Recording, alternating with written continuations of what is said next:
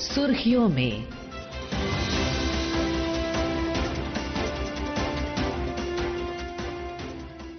ये आकाशवाणी है। प्रस्तुत है कार्यक्रम सुर्खियों में। इसके अंतर्गत सुनिए राष्ट्रीय अंतरिक्ष दिवस, भारत की अंतरिक्ष क्षेत्र में प्रगति पर चर्चा। इसमें भाग ले रहे हैं वरिष्ठ विज्ञान पत्रकार पल्लव बागला। कार्यक्रम का संचालन कर रहे हैं सुबोध मिश्रा। राष्ट्रीय अंतरिक्ष दिवस हमें भारत की अंतरिक्ष यात्रा की उपलब्धियों के साथ साथ भविष्य की नई संभावनाओं पर विचार करने का भी अवसर देता है। आज भारत का अंतरिक्ष क्षेत्र तेजी से बदल रहा है और सरकारी संस्थानों के साथ साथ निजी क्षेत्र और स्टार्टअप्स भी इस यात्रा में महत्वपूर्ण भूमिका निभा रहे हैं। राष्ट्रीय अंतरिक्ष दिवस पर भारत के स्पेस इकोसिस्टम की निरंतर यात्रा पर चर्चा के लिए हमारे साथ हैं पल्लव बागला जी, जो लंबे समय से विज्ञान संचार के क्षेत्र में सक्रिय हैं। पल्लव जी, सुर्खियों में आपका स्वागत है। नमस्कार जी। पल्लव जी, अंतरिक्ष कभी केवल वैज्ञानिक जिज्ञासा और राष्ट्रीय गौरव का विषय हुआ करता था। आज ये किसी देश की अर्थव्यवस्था, तकनीकी क्षमता, वैश्विक प्रभाव, इन सब चीजों को भी तय करने लगा है। इस पूरे बदलते परिदृश्य में भारत ने अंतरिक्ष के क्षेत्र में जो सफर तय किया है, उसे आप किस तरह से देखते हैं, खासकर राष्ट्रीय अंतरिक्ष दिवस के संदर्भ में? देखिए, भारत का राष्ट्रीय अंतरिक्ष दिवस बनाया जाता है क्योंकि 3 साल पहले भारत ने चांद के दक्षिणी ध्रुव के करीब पहली बारी विक्रम लैंडर को लैंड किया था और प्रज्ञान रोवर को चांद के दक्षिणी ध्रुव के पास चलाया था। उसी को एक बहुत बड़ी उपलब्धि थी। भारत पहला देश बना था जिसने ऐसा काम किया दक्षिणी ध्रुव पे। तो उसी उपलब्धता को मनाने के लिए अंतरिक्ष दिवस मनाया जाता है। आज तीसरा अंतरिक्ष दिवस मनाया जा रहा है और अगर आप देखें, इस वक्त कोई ऐसा पहलू नहीं है हमारी जिंदगी का जिसमें कि हमें अंतरिक्ष कहीं ना कहीं से छूता नहीं हो। आप एटीएम से पैसे निकाल ले जाएं, तब आप अंतरिक्ष क्षेत्र से, सैटेलाइट से टच में आते हैं। आप मौसम की जानकारी दें, तब कहीं ना कहीं अंतरिक्ष क्षेत्र से जुड़ते हैं। आप मछुआरे हैं, भारत के फार्मर्स हैं, किसान हैं, हर कोई किसी न किसी तरह से अंतरिक्ष से कहीं ना कहीं जुड़ता है। आप मैप लेके गाड़ी से जाएं या रास्ता देखें, गूगल मैप देखें, वो भी अंतरिक्ष में जुड़ता है। तो हमारी जिंदगी में अंतरिक्ष पूरी तरह से हर जगह पे है और भारत की जो अपनी क्षमता है अंतरिक्ष के क्षेत्र में, वो एंड टू एंड है। हम अपने रॉकेट बनाते हैं, हम अपने सैटेलाइट बनाते हैं और उसके ऊपर जो हमारा एप्लीकेशन का काम है वो दुनिया में अद्वितीय है। सबसे अच्छे एप्लीकेशन भारत के ही बनाते हैं और आजकल जो बदल रहा है माहौल, उसमें प्राइवेट सेक्टर का रोल बहुत बड़ा हो गया है। हाल में हमने देखा स्काई रूट एरोस्पेस के 28 साल के एवरेज एज वाले बच्चों ने अंतरिक्ष में पहले ही अटेम्प्ट में अपना विक्रम 1 रॉकेट भेजा। तो स्टार्टअप का क्षेत्र है, वो भी आगे बढ़ रहा है। सरकार की तरफ से भी बहुत इसको प्रोत्साहन दिया जा रहा है। हाल में ही प्रधानमंत्री ने अंतरिक्ष क्षेत्र के 20 स्टार्टअप्स के सीईओ से मुलाकात की, उनको प्रोत्साहन दिया। तो इतना कुछ हो रहा है कि हम और आप इस पे 2 घंटे भी बिता दें तब पूरा नहीं होगा। आपने अभी काफी विस्तार से बताया कि क्या हो रहा है और देश ने अब तक क्या क्या हासिल कर लिया है इस क्षेत्र में और ये यात्रा किस दिशा में जा रही है। आप इनमें से किन उपलब्धियों और किन प्राथमिकताओं को रेखांकित करना चाहेंगे भविष्य के मद्देनजर? देखिए, भविष्य के मद्देनजर भारत का एक बहुत ही महत्वपूर्ण प्रोग्राम है जिसका नाम है गगनयान। वो ऐसा प्रोग्राम है जिसमें कि भारत अपनी ही धरती से, अपने ही रॉकेट पे एक भारतीय को अंतरिक्ष में श्रीहरिकोटा से भेजना चाहता है और वापस लाना चाहता है। ये गगनयान प्रोग्राम जो है एक लंबा प्रोग्राम है। कई सालों से इसरो इस पे काम करता रहा है और आज ही इसरो के चेयरमैन डॉक्टर वी नारायणन ने जो नेशनल स्पेस डे पे अहमदाबाद में बोल रहे थे, उन्होंने कहा कि अगले 4 महीने के अंदर पहला गगनयान का अनक्रूड मिशन का मतलब हुआ मानव रहित।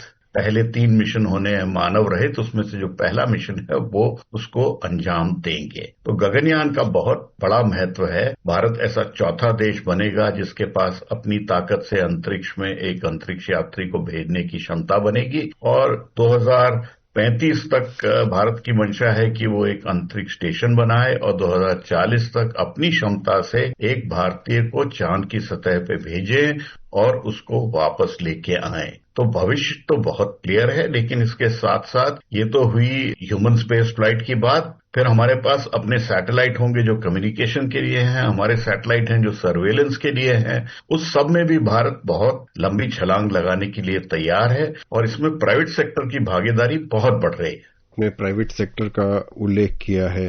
भारत के अंतरिक्ष क्षेत्र में निजी कंपनियों और स्टार्टअप्स की जो बढ़ती भागीदारी है, इसे हम कितना बड़ा बदलाव मान सकते हैं? हाल के वर्षों में निजी क्षेत्र में लॉन्च और सैटेलाइट तकनीक से आगे बढ़कर कई नई क्षमताएं भी विकसित की हैं। जी देखिए, भारत का जो अंतरिक्ष का प्रोग्राम है ज्यादातर अभी तक Indian Space Research Organisation ISRO के माध्यम से होता रहा था। इसरो के पास भी इसरो के चेयरमैन डॉक्टर वी नारायणन ने बताया है कि 80% से ज्यादा पैसा प्राइवेट इंडस्ट्री के पास जाता था, जो अपनी तरफ से अलग अलग पार्ट्स बना के इसरो को देते हैं। तो प्राइवेट सेक्टर का रोल बहुत बड़ा रहा है। 400 से अधिक इंडस्ट्रीज हैं जो इसरो के साथ जुड़ी रही हैं, लेकिन अब वो समय आ गया है जब प्राइवेट सेक्टर अपने ही सैटेलाइट बना के अंतरिक्ष में भेज रहा है, अपने ही रॉकेट बना के अंतरिक्ष में भेज रहा है। हमने देखा, अभी स्काई रूट की बात करते हैं, पहले देखते हैं अंतरिक्ष में सैटेलाइट के क्षेत्र में। पिक्सेल कंपनी है बैंगलोर की, वो अपने सैटेलाइट बना के भेज चुकी है। 1 दर्जन से ज्यादा सैटेलाइट उनके अंतरिक्ष में है। उसी तरह से रॉकेट के क्षेत्र में हमने देखा हाल में स्काई रूट एरोस्पेस, उन्होंने अपना विक्रम-1 रॉकेट पहले ही अटेम्प्ट में सफल प्रक्षेपित किया श्रीहरिकोटा से, और उससे उन्होंने बड़ी सफलता हासिल की। आने वाले टाइम में अग्निकुल कॉस्मॉस करके एक चेन्नई की कंपनी है, वो भी रॉकेट भेजने की तैयारी में है, और इसी तरह से सैटेलाइट और भी कंपनियां बना रही हैं। पीछे गैलेक्साई ने अपना सैटेलाइट बना के छोड़ा था। गैलेक्साई स्पेस एक प्राइवेट स्पेस स्टार्टअप है, लेकिन अनफॉर्चुनेटली उनका सैटेलाइट काम नहीं किया। अंतरिक्ष में हर चीज पहली बारी में काम नहीं करती है और फेलियर हमको एक्सेप्ट करना पड़ता है, और पीछे इसरो के भी फेलियर हुए हैं, जो कि वो अभी सुधार के लॉन्च के साइट पे वापस आने की तैयारी में है। तो अंतरिक्ष के क्षेत्र में सफलता आती है, लेकिन बहुत मेहनत के बाद आती है। अगर हम इस पर देखें कि हमारी सरकार क्या कर रही है, तो सरकार और निजी क्षेत्र के बीच जो एक बढ़ता हुआ भरोसा दिख रहा है अभी, वो कितना महत्वपूर्ण है, और क्या जो हम एक नीतिगत निरंतरता देख रहे हैं, खास करके जो प्राइवेट सेक्टर है उसके लोग जोखिम ले सकें, इसके लिए एक माहौल जो तैयार हो रहा है, क्या वो हमारे स्पेस इकोसिस्टम को एक नई गति दे सकता है? देखिए, प्राइवेट स्टार्टअप जो है वो अपना पैसा जुगाड़ के अपनी रिस्क पे चीजें करने को तैयार हैं, और उनकी कैपेसिटी यूज न्यू टेक्नोलॉजी और उस नई तकनीक से नई चीजें बनाने में उनकी क्षमता काफी है। लेकिन अभी सारे स्टार्टअप जो हैं वो बहुत छोटे हैं, बहुत बड़े नहीं हैं, तो उनमें अभी वो ताकत नहीं है जो कि आप देखें, अगर अमेरिका में बोइंग है या लॉकहीड मार्टिन है या इतनी बड़ी बड़ी कंपनियां हैं, अभी हमारी कंपनियां छोटी हैं और वो छोटे सैटेलाइट पे कर रही हैं। और लेकिन मुझे उम्मीद है कि वो सब आगे बढ़ के रॉकेट के क्षेत्र में कभी न कभी वो अमेरिका की बड़ी कंपनी जो है स्पेस एक्स को स्काई रूट एरोस्पेस जरूर टक्कर दे सकेगा। तो देखिए, आने वाले टाइम में बहुत आयाम हैं जो कि खुलेंगे, और अभी सारे प्राइवेट सेक्टर के जो स्टार्टअप हैं वो एंकर कस्टमर सरकार को ही ढूंढ रहे हैं।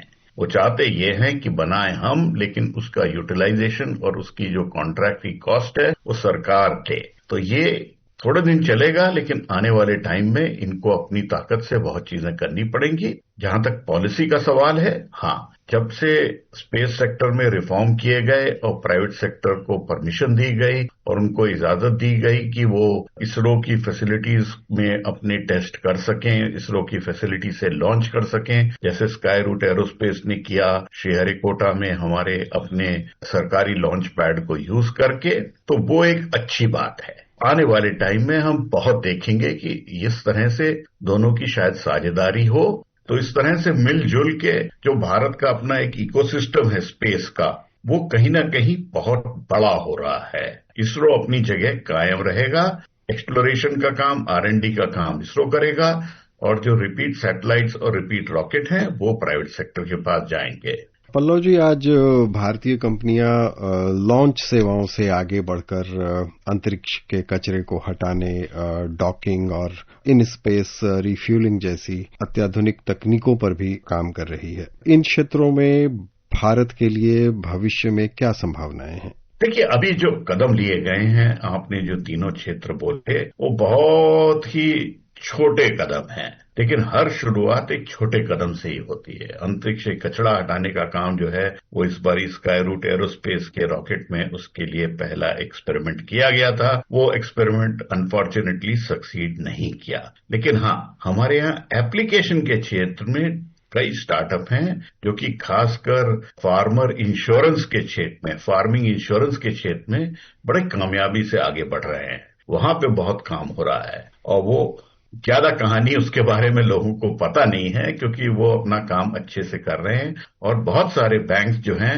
आज अंतरिक्ष के क्षेत्र को यूज करके फार्मर को लोन देने में, फार्मर की रिस्क असेसमेंट में अंतरिक्ष के क्षेत्र को डिप्लॉय कर रहे हैं। तो ये जो अभी कचरे वाली बात है या और इस तरह के एक्सपेरिमेंट हैं, वो तो अभी बहुत छोटे स्केल पे है। अंत में नेशनल स्पेस डे 2026 से आगे देखते हुए भारत को अपनी अंतरिक्ष क्षमता को अगले स्तर तक ले जाने के लिए किन क्षेत्रों पर सबसे अधिक ध्यान देना चाहिए? देखिए, सबसे बड़ा क्षेत्र जो इस वक्त प्राइवेट सेक्टर की तरफ से डिमांड है कि भारत को अपना एक अंतरिक्ष का लॉ बनाने की जरूरत है। अभी हमारे पास अपनी कंट्री में स्पेस लॉ नहीं है। हम गवर्नेंस के क्षेत्र में थोड़ी अभी हमारी कमी है।